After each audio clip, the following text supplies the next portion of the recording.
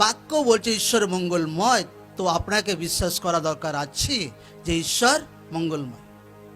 চাহে আপনার জীবনে কোনো ব্লেসিং আসতে লেট হচ্ছে, চাহে ঈশ্বর আপনাকে সুস্থতা দিতে দেরি করছে, চাহে আপনার পরিবারে ক্লেশ এখনো যায়নি, চাহে আপনার জীবনে কোনো প্রবলেম যায়নি, কিন্তু ঈশ্বর মঙ্গলময় বাইবেল বলছে। কারণ আমরা মনুষ্য যে আছি না, আমরা ফটাফট চাই একদম। প্রভু আজকে এসেছি প্রার্থনাতে, এক সপ্তাহের মধ্যে পুরো পরিবার সেট হয়ে যাক। প্রভু আমাকে সুস্থ করলে না, লোকরা আমাকে তানা মারছে। আমাকে বাচ্চার আশীর্বাদ দিলে না, লোকরা আমাকে তানা মারছে। আমি যেন লোকদেরকে দেখাতে পারি, এ করতে পারি। ঈশ্বর ইমোশনালে কোনোদিন চলেন। আপনার ইমোশনাল, আপনার পেন নো, ঈশ্বরের ধাত যদি কেউ বুঝতে পেরেছে, তো সেই ব্যক্তি কিন্তু ঈশ্বরের সঙ্গে লম্বা টাইম ভালোভাবে চলতে পারে। হান্না বলছে, হান্না বাঁচ ছিল, তার হাজব্যান্ডের দুটো ওয়াইফ ছিল। দুসরা যে তার সতীন ছিল, তার ছেলেপুলে একদম অনেক ছিল, ছেলে বাড়ছে, বড় ছেলে জন্মাচ্ছে ভাই। কিন্তু হান্নার ছেলেপুলে ছিল না একদম। আর হর দিন কাঁদতো একদম, প্রভু আমাকে বাচ্চা দিলে না, প্রভু আমাকে বাচ্চা দিলে না, প্রভু আমাকে বাচ্চা দিলে না। আর কেঁদে কেঁদে বালিশ ভেজানো, একদম বিছানা ভেজানো।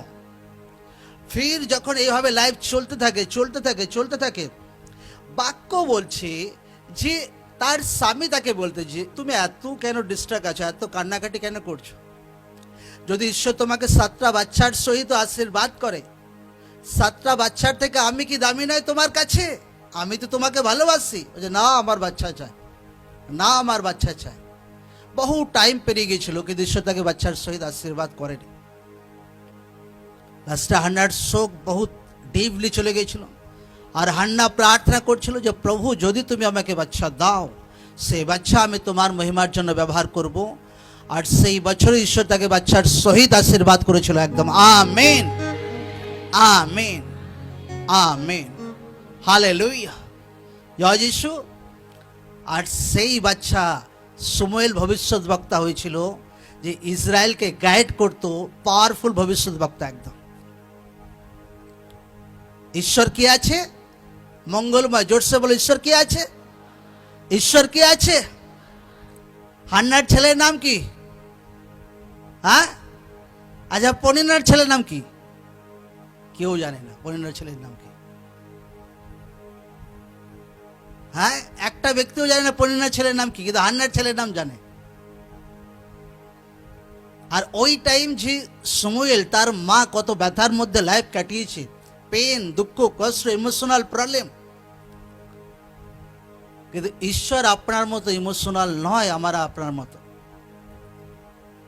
তার একটা প্ল্যানিং থাকে আপনার জীবনে, তার একটা পরিকল্পনা থাকে আপনার জীবনে, তার সিস্টেমেটিক আপনাকে ঈশ্বর বাড়ায়, তার ইচ্ছাতে ঈশ্বর আপনাকে বাড়ায়, আগে বাড়ায়, আপনাকে ফলবন্ত করে একদম।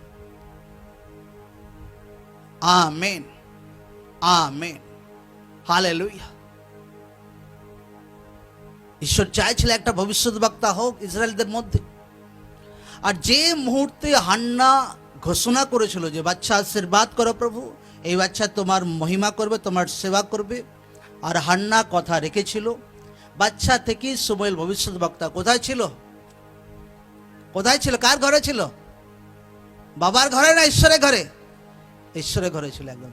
হান্না কথা রেখেছিল। ঈশ্বর তারপর হান্নাকে অনেক বাচ্চার সহিত আশীর্বাদ করেছিল, কারণ ঈশ্বর মঙ্গলময়। আপনার মাইন্ডে অনেক কিছু ডিস্ট্রাক্ট লাগতে পারে, অনেক কিছু, হ্যাঁ, দুঃখী হতে পারে, অনেক কিছু মাইন্ডে আসতে পারে, কিন্তু ঈশ্বরের বাক্য সাবিত করছে, ঈশ্বরের বাক্য প্রুফ করছে যে ঈশ্বর মঙ্গলময় আপনার জীবনের জন্য।